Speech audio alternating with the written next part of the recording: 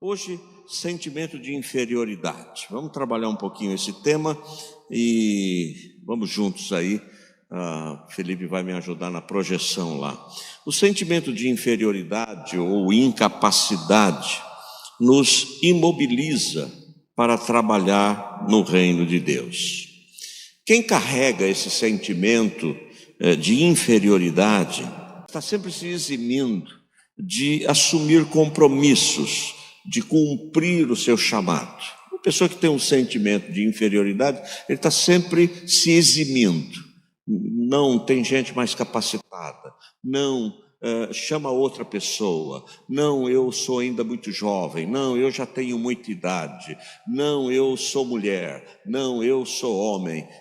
Sempre são impedimentos, impeditivos para que essa pessoa possa efetivamente se envolver. Não só na igreja, porque o sentimento de inferioridade, ele alcança você e alcança as pessoas na sua vida profissional. Alguém que não se vê capacitado para exercer uma profissão, para galgar degraus na sua formação acadêmica. Uma pessoa que tem aí esse sentimento de inferioridade, também isso afeta a família, o relacionamento familiar. É alguém que sempre se esconde, ou se esconde atrás da mulher, ou se esconde atrás dos filhos, ou se esconde atrás do marido, nunca se vê capaz para aquela tarefa, para aquela responsabilidade, não é? E esse é um grande desafio, enfrentarmos este momento, essa situação desse sentimento, não é? Nós vamos pensar da Bíblia um exemplo. Nós temos outros exemplos, mas nós vamos pensar da Bíblia o exemplo de Moisés. Moisés é um líder, alguém que marca de uma maneira muito extraordinária a história do povo de Deus, alguém que Deus usa para libertar o povo, para trazer o povo do Egito e conduzi-lo até o Jordão para entrar na terra prometida. Alguém que tem um destaque muito especial nas Escrituras. Mas Moisés tem aí uma luta, e Deus estabelece uma luta com Moisés, porque ele carregava esse sentimento de inferioridade. Moisés é o grande líder e profeta. E também nós temos um outro exemplo, ou poderíamos pensar outros exemplos, como Gideão, que também é um grande guerreiro e também juiz na história do povo de Deus. Vamos lá, se você puder abrir a sua Bíblia, ou vamos acompanhar na projeção, esse trabalhar de Deus na vida de Moisés para curar esse sentimento de inferioridade, para ajudá-lo a transpor esse sentimento de inferioridade. Olha o que diz Êxodo 3, 11 a 12. Então Moisés perguntou a Deus: quem sou eu para ir a Faraó e tirar o Egito dos filhos de Israel? E tirar do Egito os filhos de Israel? Deus respondeu: eu estarei com você, e este será o sinal de que eu o enviei. Depois que você tiver tirado o povo do Egito, vocês adorarão a Deus neste monte. Começa um trabalhar de Deus na vida de Moisés, porque Moisés havia assumido uma condição de viver num cantinho, de estar ali isolado, de não assumir muito compromisso, de estar apenas e tão somente vivendo, não aproveitando ou não tendo a oportunidade, ou não desejando fazer algo diferente do que ele fazia, que era pastorear o rebanho do seu sogro, não é? E aí então Deus aparece a ele, o convocando para que ele fosse o líder, para que ele liderasse todo o movimento da saída do povo. Quem sou eu? Na verdade, Moisés não estava desconfiando do poder de Deus. A pessoa que tem um sentimento de inferioridade, ela não desconfia do poder de Deus. Ela desconfia das suas possibilidades pessoais. Ela até ora, ela canta, ela fala de que Deus é poderoso. Deus é poderoso. Mas o problema é comigo. Eu não me vejo capaz, eu não me vejo investido dessa autoridade. Muitas pessoas se recusam a cumprir o propósito de Deus, ou os propósitos que Deus tem colocado em sua vida, porque se julgam incapazes. Não é? Como é que esse sentimento de inferioridade é alimentado na nossa vida? Como é que eu e você sempre estamos nos vendo de uma maneira menor do que as outras pessoas? A primeira coisa que eu e você temos que lutar é que a gente sempre vai encontrar alguém mais capaz do que a gente. Eu não sei se você se lembra na escola, o curso que você fez, de repente na sua classe tinha alguém que arrebentava, tirava 10 em tudo. E você era aquela pessoa que sempre lutava para passar, para conseguir ter nota, para de alguma maneira ter a condição de vencer aquela etapa. Então, uma coisa que eu e você precisamos entender: na nossa vida, nós vamos sempre encontrar alguém mais capaz do que nós. Eu vou sempre encontrar alguém melhor que eu. Essa é uma realidade. Alguém que faz algo com uma perfeição maior que a minha, alguém que tem uma habilidade melhor que a minha. Eu já contei várias vezes aqui a dificuldade que eu tinha no curso do seminário sobre grego e hebraico, né? Que são línguas que a gente estuda, porque o Velho Testamento e o Novo Testamento. E tinha um jovem na classe, o cara tirava 10 em tudo, né? Eu várias vezes pensei em jogar ele da escada abaixo, assim, né? Como é que esse cara domina desse jeito, né? E eu suava a camisa, e era um decoreba, e era e vamos. Então sempre você vai encontrar alguém melhor que você, alguém fazendo melhor que você sempre vai encontrar. E isso pode nos atrapalhar, ou pode impedir que a gente entenda que isso é uma realidade da nossa vida, não é? E Deus está trabalhando com Moisés, convidando e convocando-o para fazer algo diferente e assumir um compromisso real com a vontade dele de libertar o povo. O texto nos conta então que Moisés está com seus 80 anos de idade aqui, né? E ele está vivendo no deserto há cerca de 40 anos e estava absolutamente acomodado à realidade da sua vida. Mas Deus sempre tem um plano maior para a nossa vida. Todas as vezes que você orar, todas as vezes que você ler a palavra, todas as vezes que você buscar uma promessa de Deus, Deus sempre vai colocar você e vai colocar a cada um de nós diante de um objetivo maior para o qual nós não julgamos capacitados. Sempre. Não há como você se apresentar diante de Deus e buscar a direção de Deus para a sua vida, em relação à sua família, em relação à sua vida profissional, em relação às suas amizades, em relação ao seu momento, e você não ser desafiado a sair desse comodismo, dessa ideia de uma aposentadoria, dessa ideia de dizer assim: já fiz muito, já trabalhei muito. Isso não existe na palavra de Deus. E esse sentimento de inferioridade nos leva a duvidar de que realmente Deus tem algo maior para a nossa vida. A gente acha que está bom do jeito que está. A gente chegou até aqui. A gente já está aqui. Eu acho que eu não vou me desgastar mais. Eu não preciso fazer muito mais do que eu tenho feito. Então o texto sagrado diz que Deus começa a trabalhar com Moisés, e Moisés diz assim: quem sou eu? Quem sou eu? Talvez tenha pessoas mais capacitadas aí. Aí o segundo ponto, o que direi? A preocupação de Moisés também é essa, dizer assim, como é que eu vou chegar lá para o faraó e o que eu vou dizer para faraó? Eu não me sinto capaz de enfrentar essa tarefa. E o verso 3, capítulo 3, 13 e 14, diz aí, Moisés disse para Deus, eis que quando eu for falar com os filhos de Israel e lhes disser, o Deus dos seus pais me enviou a vocês, eles vão perguntar, qual é o nome dele?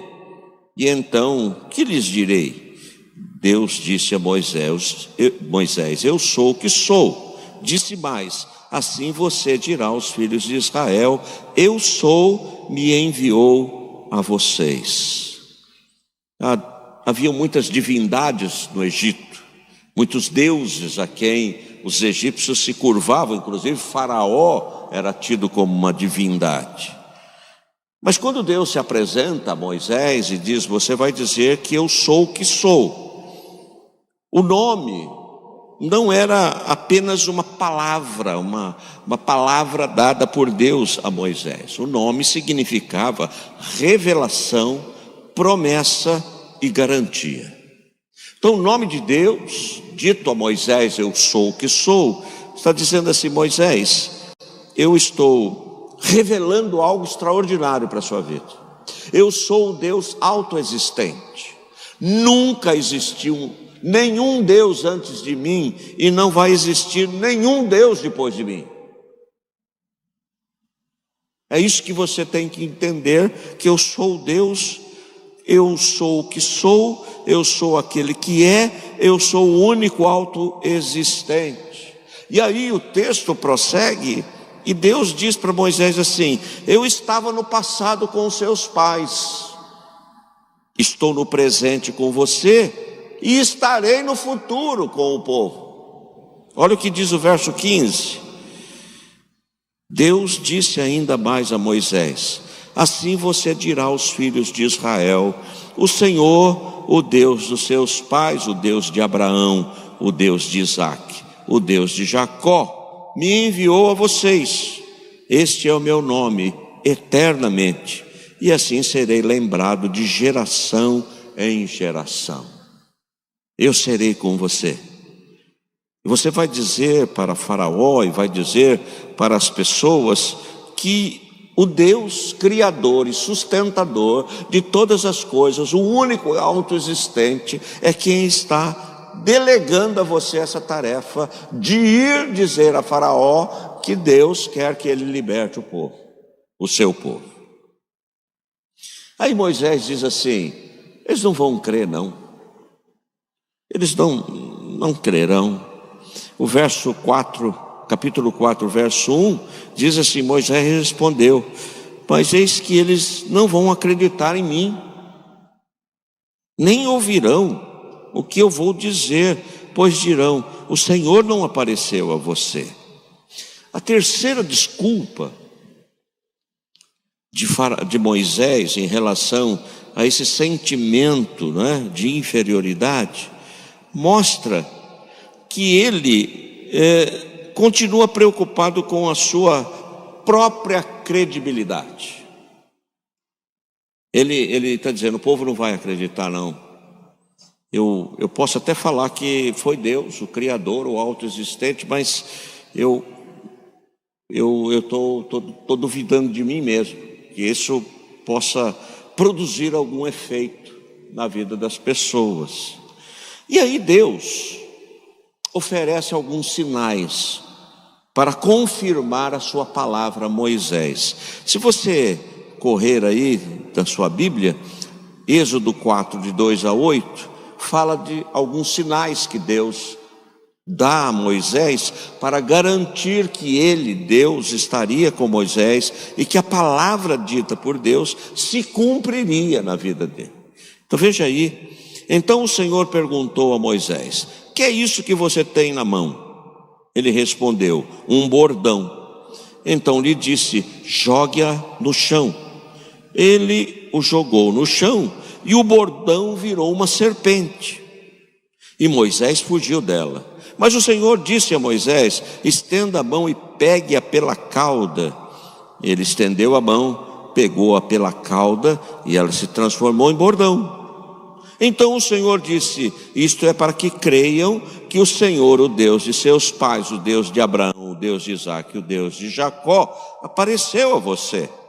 E o Senhor continuou: põe agora a mão no peito. E ele o fez, e tirando a mão do peito, eis que estava leprosa, branca como a neve. Então o Senhor disse: põe a mão no peito outra vez. Ele a pôs no peito novamente, e quando a tirou, eis que se havia tornado como restante de sua carne. O Senhor continuou: e se eles não acreditarem em você, nem atenderem à evidência do primeiro sinal, talvez acreditem na evidência do segundo. Êxodo 4, de 2 a 8. O que a gente aprende aqui, irmãos? O que o texto sagrado quer nos ensinar? Se você, na sua vida, se esforçou para atingir algum objetivo, se você acreditou que em algum momento você poderia reescrever a sua história em alguma área da sua vida, você se propôs a fazer algo que realmente você se sentiu motivado a fazer, mas de repente não deu certo. De repente você fracassou. Pessoas que ao longo da vida passam por essa experiência de não ter dado certo alguma coisa, daquilo que planejaram, daquilo que tinham como mente, são pessoas que enfrentarão dúvidas, e essas dúvidas estarão presentes na sua mente. Então você se casou com a melhor das intenções, apaixonado, e esse casamento naufragou. Você entra freando numa possibilidade de um segundo casamento, você tem reservas, você tem medo, você não acredita, mas não acredita muito. Você vive essa luta constante, com esse sentimento de que também não vai dar certo esse também não vai dar certo, não deu certo o outro, esse aqui também vai acabar logo. É uma luta constante. Então, dúvidas surgem na mente de pessoas que passaram por alguma situação na vida, ou alguma coisa que não deu certo, um plano que não deu certo, uma situação que não aconteceu como planejado. Algumas pessoas que dizem assim: se eu fosse mais jovem, eu até aceitaria esse desafio. Outras pessoas dizem assim: não estou preparado não. E outros dizem assim: nem sei se eu quero recomeçar alguma coisa. Tá bom do jeito que está, vou continuar vivendo do jeito que eu vivo. O que reaviva, irmãos, a nossa esperança e que fortalece a nossa fé, não são os pequenos ou os grandes sinais de Deus em nossa vida, mas essa experiência de crer e de se colocar diante de Deus, desejando que Deus reavive em nossa vida, ou na nossa trajetória, no nosso caminho, essa evidência de que Deus realmente está conosco. Deus está conosco. Deus está nos conduzindo, e Deus tem um propósito na nossa vida. Quando você e eu pedimos um sinal a Deus, isso não é falta de fé. A Bíblia vai nos dizer que em algum momento Deus usa esse expediente para que mostre para mim e para você que nós temos a bênção de Deus. Nós pedimos a Deus que nos dê uma mostra, uma prova, um sinal de que vale a pena, que nós estamos no caminho, que nós precisamos continuar, que essa é a vontade de Deus para a nossa vida. E aí eu e você ficamos prestando atenção nesses sinais, nessas evidências que Deus vai dizer assim: estou contigo nesse projeto, Você não está sozinho nesse projeto.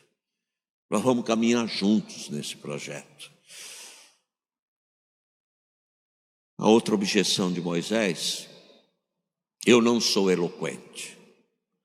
Então as desculpas de Moisés vão sempre tentando dizer para Deus que ele não era a pessoa, deveria escolher outra pessoa, eu não sou a pessoa mais capacitada para isso, tem gente melhor que eu. E aí ele diz aí, por último, eu não sou eloquente. Êxodo 4, 10 a 11. Então Moisés disse ao Senhor: ah, Senhor, eu nunca fui eloquente, nem no passado, nem depois que falaste ao teu servo, pois sou pesado de boca, pesado de língua. O Senhor respondeu: quem fez a boca do homem? Ou quem faz o mudo ou o surdo, ou o que vê ou o cego? Não sou eu, o Senhor? Mesmo depois dos sinais que Moisés viu Deus operar através dele e na vida dele, as dúvidas permaneciam. Como é difícil nós nos libertarmos desse sentimento de inferioridade. Como é difícil nós nos libertarmos desse sentimento de que Deus ama todo mundo, mas não ama a gente, não.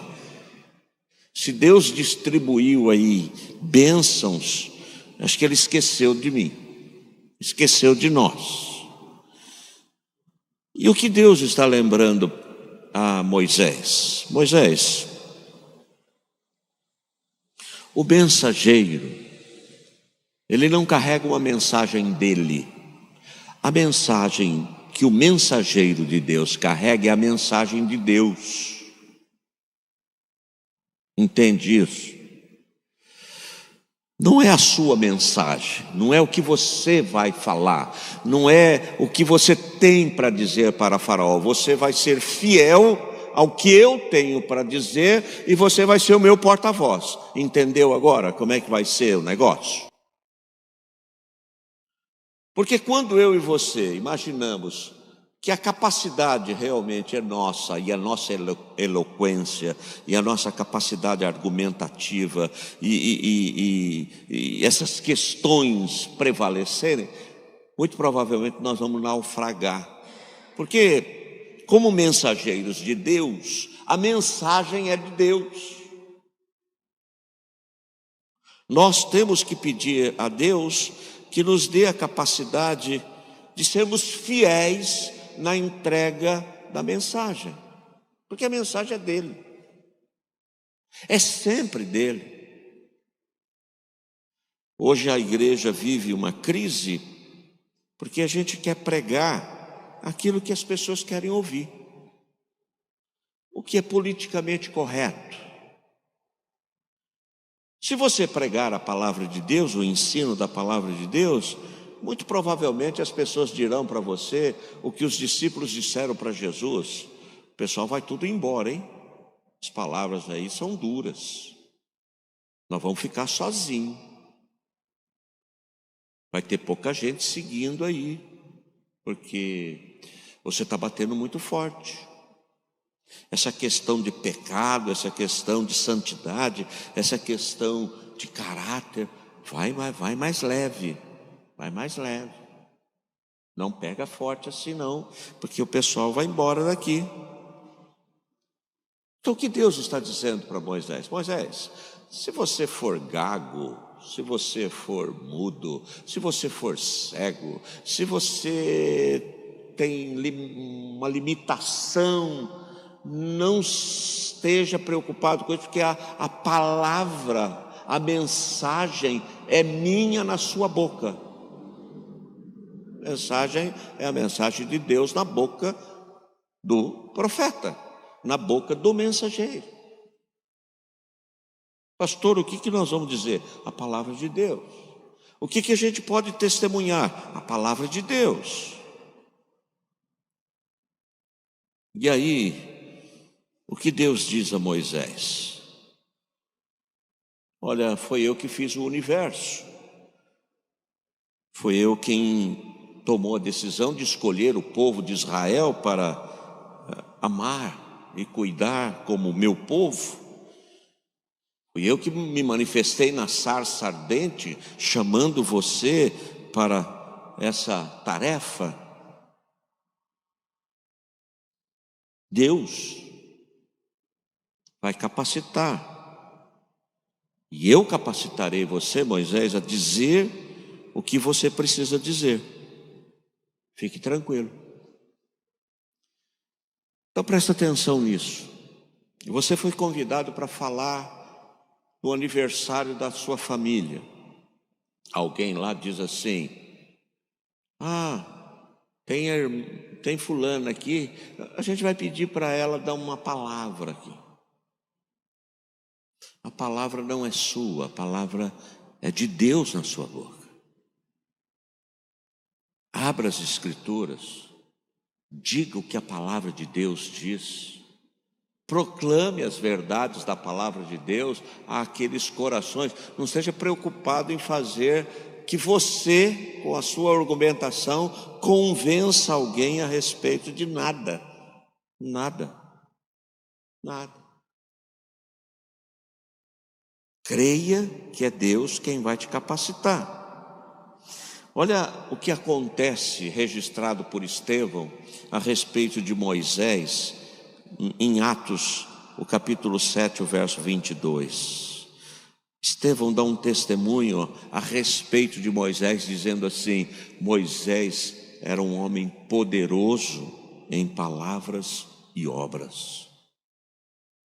Moisés experimentou a cura para esse sentimento de inferioridade que o impediria de fazer a vontade de Deus. E aí Estevão fala de Moisés assim: rapaz, o homem era poderoso em palavras e obras. Quando eu e você nos colocamos diante de Deus, quando nós colocamos as nossas limitações diante de Deus, quando nós colocamos aquilo que nós julgamos ser impedimento para nós realizarmos uma tarefa, uma obra, um ministério, é Deus quem vai nos capacitar, é Deus quem vem ao nosso encontro. Deus está atuando no mundo, isso é fato, isso é um fato incontestável. E Deus deseja que eu e você nos juntemos a Ele nesta obra. Sempre que você vir Deus trabalhando, saiba que é um convite para você se juntar a Ele. Deus está realizando uma grande obra através de alguém, seja na questão de missões, seja na Cristolândia, seja em alguma atividade aqui na cidade, seja em relação a alguma coisa que realmente é o mover de Deus, é o agir de Deus. Então Deus convida você a se juntar a essas pessoas. Caminhe com gente que está realmente fazendo diferença nesse tempo. Caminhe com pessoas que realmente sonham além das situações e das circunstâncias da vida. Caminhe com gente assim. Ontem, como foi mencionado aqui, nós nos reunimos para falar sobre os cursos da Universidade da Família. E esses cursos da Universidade da Família são estratégias fantásticas no sentido de nos capacitar para educar filhos. Olha só, para podermos administrar a família, viver em família, aproveitar o tempo e ter a oportunidade de, como homens, experimentar e sermos novamente lembrados do nosso papel, da nossa responsabilidade. As mulheres, o trabalho de uma mãe que está para ganhar um bebê e os assuntos relacionados a isso, como ajudar uma mulher dessa, um pai desse, enfim, junte-se a gente assim. Por que você está sozinho ou sozinha, enfrentando as questões desse autocomiseração, minha vida, nunca deu certo nada, tudo que eu tento fazer não dá certo. Se você caminha com gente que está disposto a fazer algo, que está motivado a fazer algo, caminhe com gente assim. Porque se você se unir com outras pessoas que também querem pular da ponte, vai pular todo mundo da ponte. Todo mundo. O medo tem feito muitas vítimas no meio do povo de Deus. Eu falei de Gideão e eu quero só pensar 2 versículos aqui de Juízes capítulo 6, os versos 15 e 16. Deus está convocando Gideão. Gideão está escondido com medo dos medianitas. Gideão está com medo, escondido, porque ele sabe que os medianitas vão atacar como sempre atacavam e vão roubar e espoliar o povo de Israel. E ele está escondido. Aí o anjo vai ao encontro de Gideão e diz assim: homem valente, o Senhor é contigo. Gideão olha de um lado, outro olha do outro, assim: de quem você está falando? Você, homem valente, servo do Senhor, varão valoroso. O Gideão falou assim: você está enganado, cara. Não sou isso aí não. Você se equivocou. Você é o anjo do Senhor, você se equivocou, é outro endereço. Você veio no endereço errado. E aí Gideão diz algo interessante. Ele diz assim: Gideão respondeu: meu Senhor, como é que eu vou assumir a liderança para libertar o povo de Israel das mãos dos medianitas? Eis que a minha família é a mais pobre em Manassés, e eu sou o menor da casa do meu pai. Mas o Senhor disse: já que eu estou ao seu lado, você derrotará os medianitas como se fossem um só homem. Irmãos, há uma diferença, presta atenção no que eu vou dizer para você. Há uma diferença entre ser humilde e ser covarde. Há uma diferença entre ser humilde e ter medo. Aqui Gideão diz assim: nossa, eu sou o último dos últimos. A minha família nem tem um sobrenome assim tão. Eu sou muito humilde. Não, você é um covarde. Você é um medroso.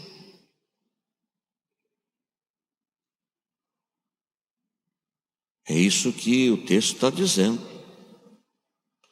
Tem gente que tem medo do batismo. Já viu gente assim, não? Não me batizei ainda, eu acho que eu não estou preparado, eu vou esperar mais um pouco. Eu estou esperando.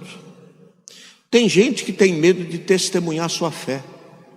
Lá no trabalho, para o vizinho, para as pessoas. As pessoas não sabem que você é um crente, não sabem que você é um servo de Deus, não sabem. Tem gente que tem vergonha de assumir responsabilidades na igreja. Não, estamos precisando de gente para trabalhar aí na mídia. Não, tem gente mais capacitada. Eu não, eu nem sei se eu consigo. Tem gente assim. Quais são as batalhas que você está enfrentando e que você usa da humildade? Não, eu sou uma pessoa, eu não sou a melhor pessoa, eu acho que tem pessoa que pode fazer melhor que eu. Na verdade, eu estou começando aqui na igreja agora, Quais são as desculpas? E aí alguém diz assim: esse irmão é tão humilde. Não é. Está precisando ter coragem e assumir um compromisso com a palavra de Deus, com a vontade de Deus. Porque como é que eu venço esse sentimento de inferioridade? Acreditando que Deus tem promessas para mim, para a minha vida. Acreditando que eu não sou a obra do acaso, que eu não vi a existência porque houve uma falha de planejamento dos meus pais, que eu não estou aqui nessa igreja porque eu passei pela Dom Pedro e de repente, não, Deus tem propósito. Deus tem propósito. E quando eu e você nos unimos aos propósitos de Deus, nós vamos descobrir coisas a respeito de nós mesmos que nós nunca imaginávamos e nunca imaginamos que poderíamos experimentar. Não é o pecado que nos impede de ter uma vida vitoriosa, uma vida plena, uma vida de testemunho do cuidado da graça de Deus, mas é a nossa visão pequena a respeito do que Deus pode fazer através de nós. Eu queria que você orasse nesse momento e pedisse a Deus que manifestasse e trouxesse à sua mente promessas de Deus para você. Pare de dar desculpa. Para de ficar assim, não, eu não estou preparado. Não, eu acho que tem gente melhor que eu. Não, é outro, não sou eu, não.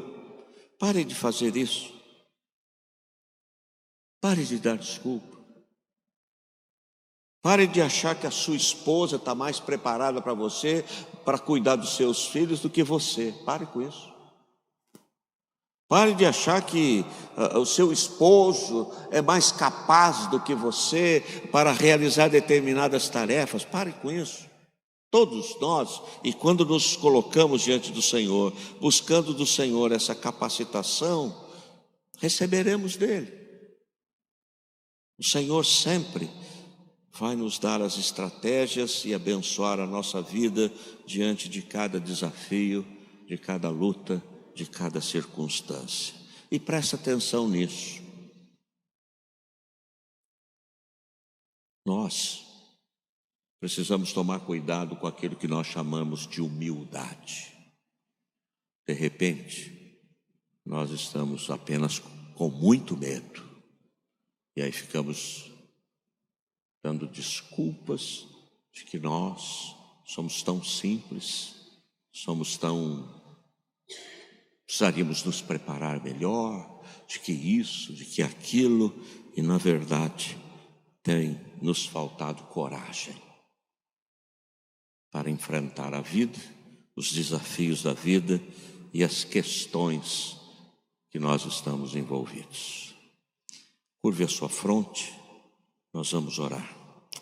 Pai, nós estamos nessa noite diante da Tua palavra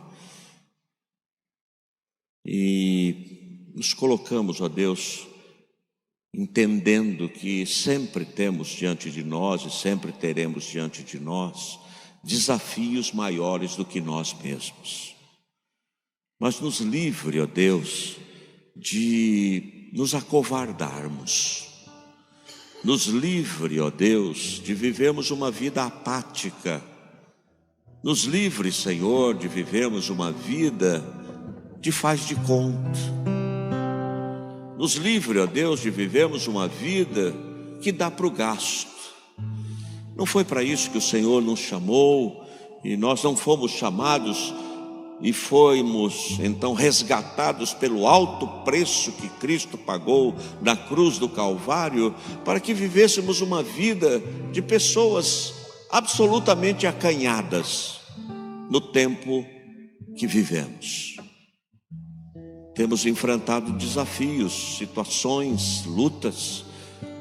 Temos sim, ó Deus, diante de nós, situações que muitas vezes colocam esse sentimento de que, será que somos capazes para enfrentar isso? Mas obrigado por saber que é o Senhor quem nos capacita, é o Senhor que nos dá a força, é o Senhor quem nos dá a estratégia, é o Senhor que nos fortalece, é o Senhor que nos motiva, é a graça do Senhor sobre nós. E eu quero pedir ao Senhor nessa noite, Pai, que possamos nos levantar como um grande exército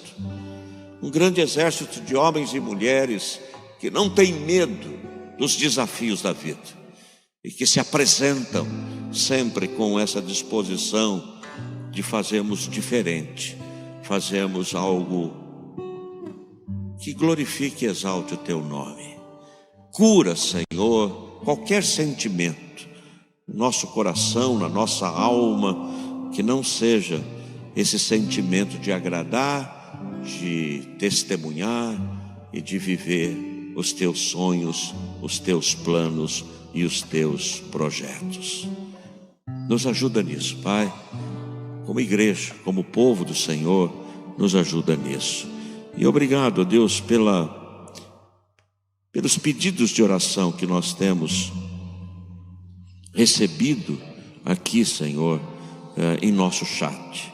Que a Tua graça possa alcançar cada um desses pedidos e que possamos ser lembrados de orar uns pelos outros e pelos desafios que temos como igreja nesse tempo. Nós oramos assim, Pai, agradecidos na certeza de que nós somos ouvidos, porque nós oramos em o nome de Jesus. Amém.